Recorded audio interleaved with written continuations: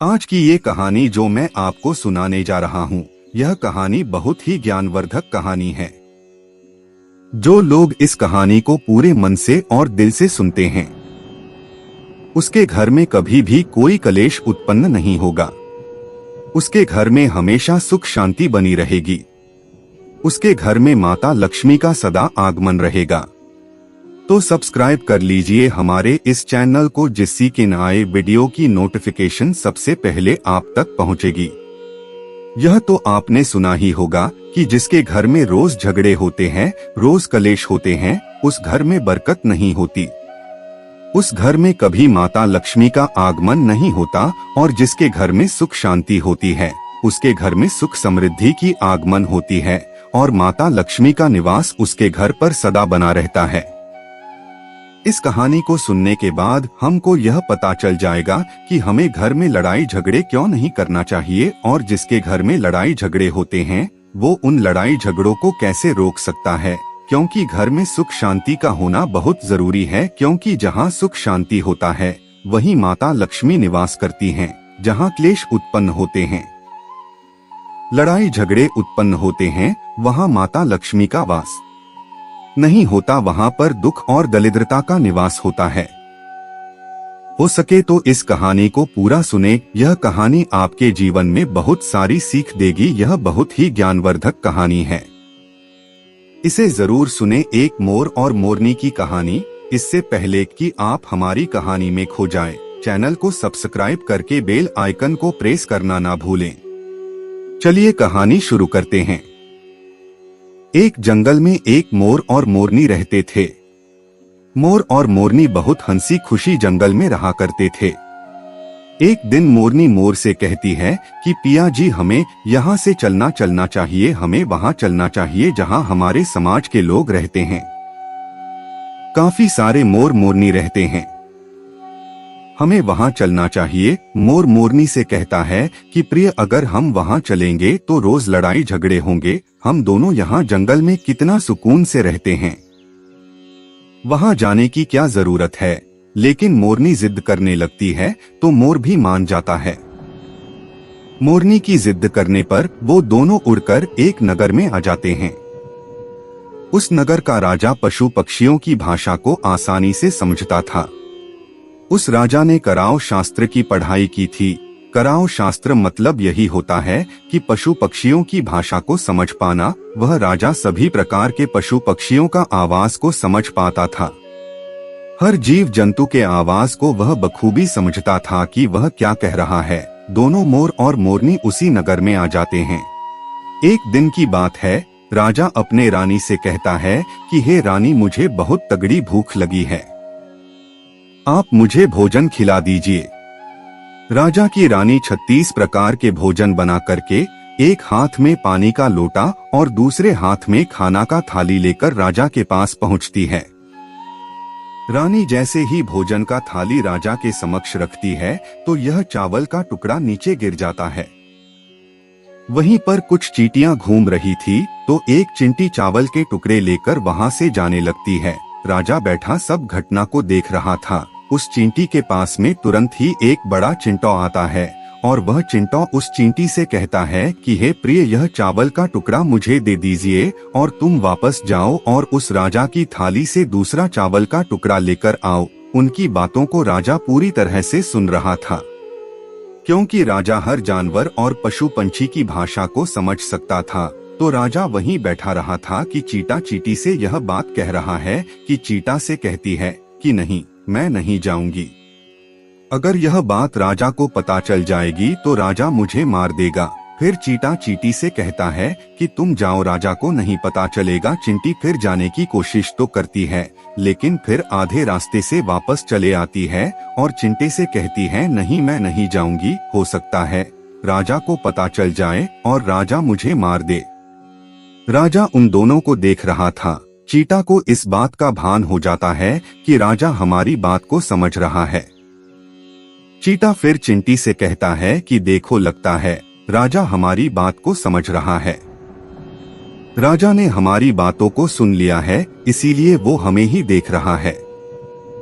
चिंटी चीता से कहती है, अगर राजा ने हमारी बातों को सुन लिया है, अगर यह बात राजा किसी और को बताएगा तो उसी समय पत्थर का बन जाएगा। राजा चीता और चिंटी की बात को बखूबी सुन लेता है और समझ लेता है। राजा इस बात को सुनकर हंसने लगता है। जैसे ही राजा को हंसी आने लगती है, राजा की रानी रसोई से बाहर आती है। वह जैसे ही रसोई से बाहर निकलती है, राजा उसे हंसता हुआ दिखाई देता है। रानी राजा को हंसते हुए देखकर सोचने लगती है कि शायद मुझसे कोई गलती हुई है, इसीलिए राजा साहब हंस रहे हैं। रानी राजा के पास आती है और कहती है कि हे महाराज, क्या मुझसे कोई पाप हुआ है? क्या मुझसे कोई गलती हुई है कि आप इतनी जोर से हंस रहे हैं? राजा रानी से कहता है कि नहीं नहीं, ऐसी कोई बात नहीं है, मुझे बस यूं ही हंसी आ गई। रानी जिद करने लगती है और कहती है, आपको मुझे बताना पड़ेगा कि आप क्यों हंस रहे थे। राजा बार बार मना करता है क्योंकि राजा को पता था, क्योंकि चींटी ने कहा है कि अगर मैं चिंटी वाला बात किसी को बताऊंगा तो मैं पत्थर का बन जाऊंगा। इसीलिए राजा रानी को यह बात नहीं बताना चाहता था, लेकिन रानी बार बार जिद करती है और कहती है, आपको मुझे बताना ही पड़ेगा कि आप क्यों हंस रहे थे। अगर आप मुझसे सच्चा प्रेम करते हैं, अगर आप मुझे अपना समझते हैं, तो आपको यह बताना पड़ेगा कि आप क्यों हंस रहे थे। राजा अब धर्म संकट में पड़ जाता है। राजा सोचता है, अगर मैं यह बात रानी को बताऊंगा तो मैं पत्थर का बन जाऊंगा, और फिर सोचता है, अगर मैं नहीं बताऊंगा तो रानी का विश्वास खत्म हो जाएगा। रानी बहुत जिद करने लगती है। कहते हैं ना कि प्रिया हट और बाल हट बहुत तगड़ी होती है। इन दोनों हट से हमेशा बच के रहना चाहिए। रानी के प्रिया हट के सामने राजा को झुकना पड़ता है और राजा रानी से कहता है कि ठीक है, अगर यह बात मैं आपको बताऊंगा तो बाद में आपको पछताना पड़ेगा। रानी कहती है कि अभी तो आप कह रहे थे कि कोई बात नहीं है, अभी आप कह रहे हैं कि मुझे पछताना पड़ेगा। रानी कहती है कि जरूर कोई तगड़ी बात है, और रानी और ज्यादा जिद करने लगती है। तब राजा कहता है कि तब ठीक है, अगर आप नहीं मान रही है तो चलिए मैं किसी जंगल में आपको एक बात बताऊंगा। राजा रानी रथ पर सवार होकर के जंगल के लिए निकल जाते हैं। जैसे वह घोर जंगल में पहुंच जाते हैं, तब राजा सारी बात रानी को सुनाने लगता है। जैसे ही राजा थोड़ी थोड़ी बात रानी को सुनाते गया, वैसे वैसे वो को धीरे धीरे पत्थर का बनता गया। जैसे राजा ने आधी बात रानी को सुनाई, वह आधा पत्थर का हो गया। राजा फिर रानी से कहता है, हे रानी, मैं धीरे धीरे पत्थर का बनता जा रहा हूँ, तुम बाद में बहुत पछताओगी। रानी कहती है, रे राजा साहब, हे महाराज, थोड़ी सी बात बची है, आप उसे भी सुना दीजिए। राजा पूरी बात बता देता है और राजा पूरा पत्थर का बन जाता है। रानी की इस जिद के कारण राजा पूरा पत्थर का बन जाता है। रानी पूरा रोने लगती है। रानी उस पत्थर को हिलाने की कोशिश करती है, लेकिन भारी भरकम पत्थर कैसे हिला पाती, क्योंकि राजा बहुत ही भारी था। राजा पत्थर का बन जाता है और उधर रानी सर पटक कर रोती है, छाती पीटते हैं, विलाप करती है और किसी जीव जंतु से सहायता के लिए गुहार करती है। इन सब कहानी को मोर और मोरनी बखूबी देख रहे थे, अपनी आंखों से देख रहे थे। रानी के विलाप को देखकर मोर मोरनी को दया आ जाता है। मोर मोरनी से कहता है, ये होता है प्रिय हट। अपनी इसी प्रिय हट की वजह हम उस जंगल में कितना खुशी खुशी रहे थे और यहाँ चले आए। मोरनी मोर से कहती है कि प्रिय, ये रानी बहुत दुखी हो रही है, हमें इसकी सहायता जरूर करते हैं। ये इतना विलाप कर रही है, इसकी ज्यादा तो सहायता हम नहीं कर सकते, लेकिन कम से कम इसको धीरज तो दे ही सकते हैं, यानी उसको विश्वास तो हम दिला ही सकते हैं।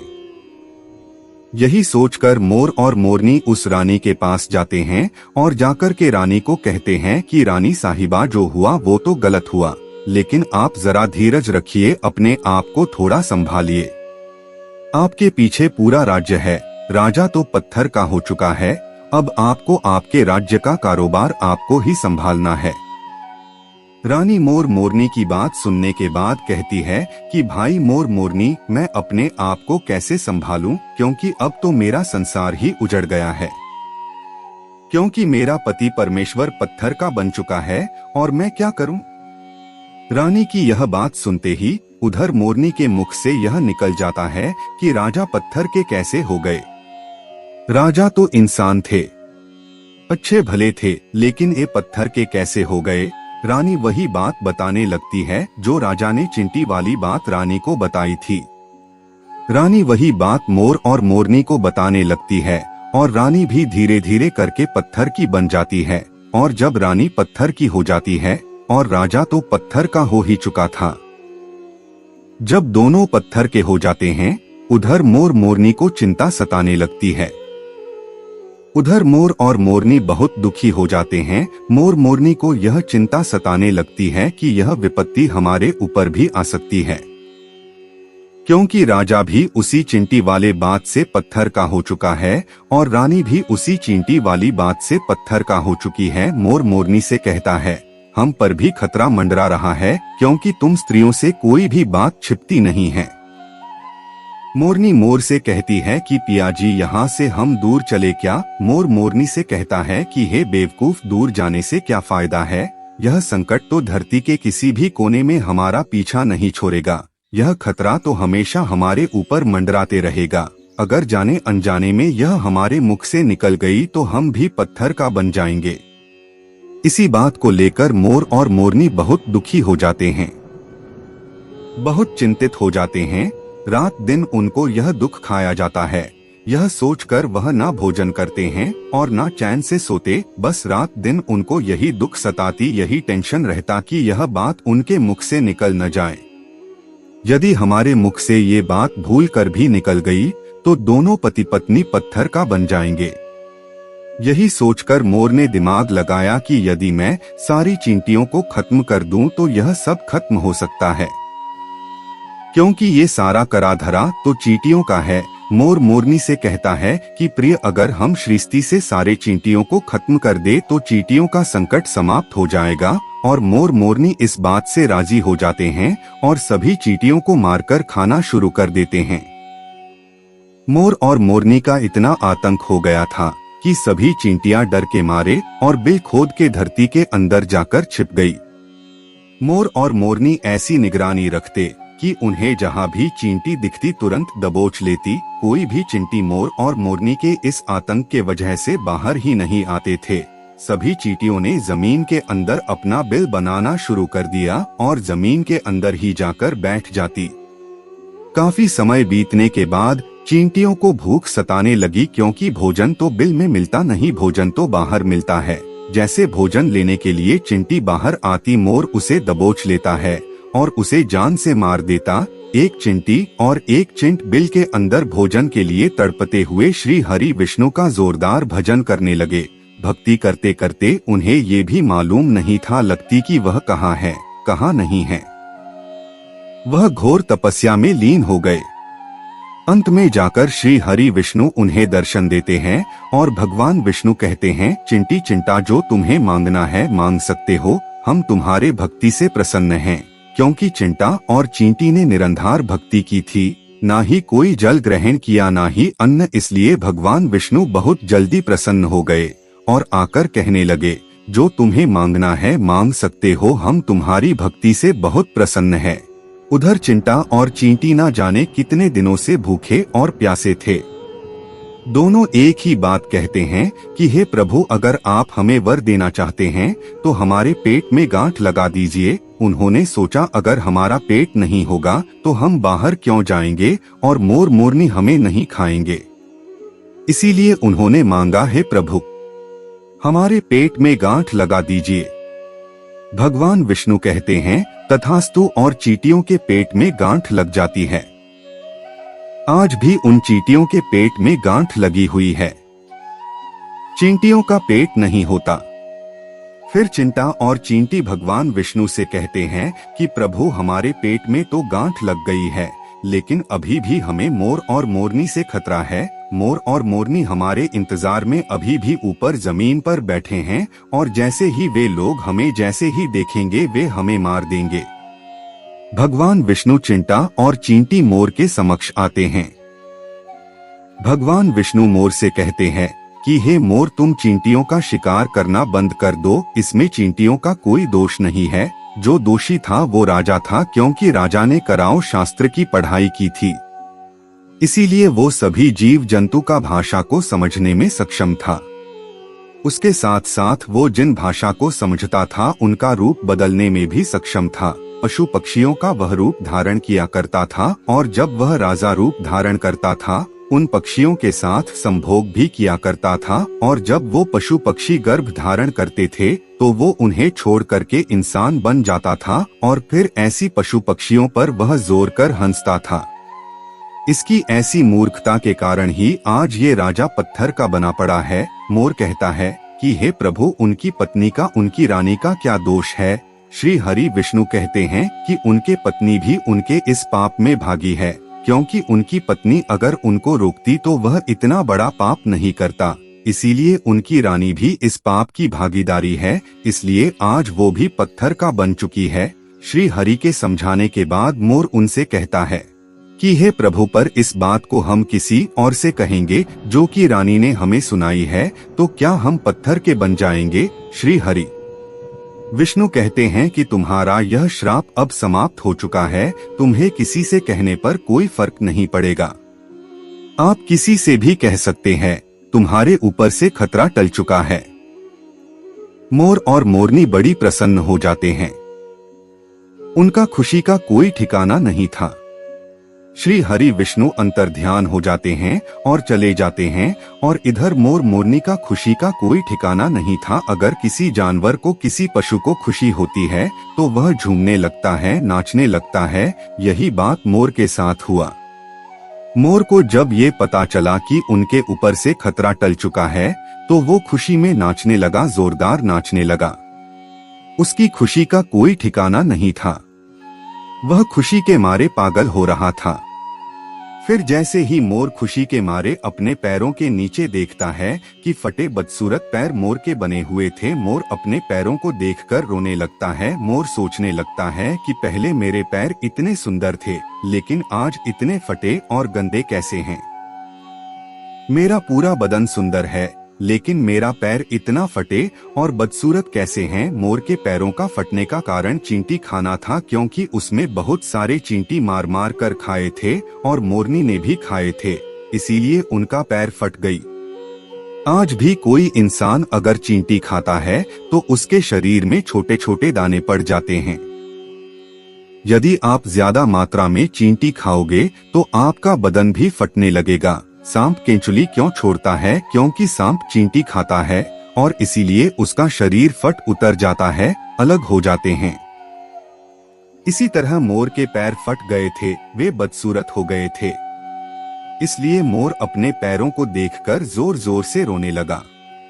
मोरनी मोर को धीरज रखवाती है और कहती है, जो हुआ वो तो हो गया, रोने से क्या होगा। मोर नाचता और जोर जोर से रोता है, इसलिए उसकी आंखों से आंसू की धारा बह रहे थे। मोरनी मोर को धीरज रखवाती और उसके आंसुओं को नीचे गिरने से रोकती, लेकिन रोक नहीं पाती। मोरनी के हाथ तो है नहीं, लेकिन अपनी चोंच से एक एक आंसुओं को उठाती और अपने मुख में रखने की कोशिश करती, लेकिन कितना अपने मुख में रखती, सीधे मोरनी के पेट में चले जाते।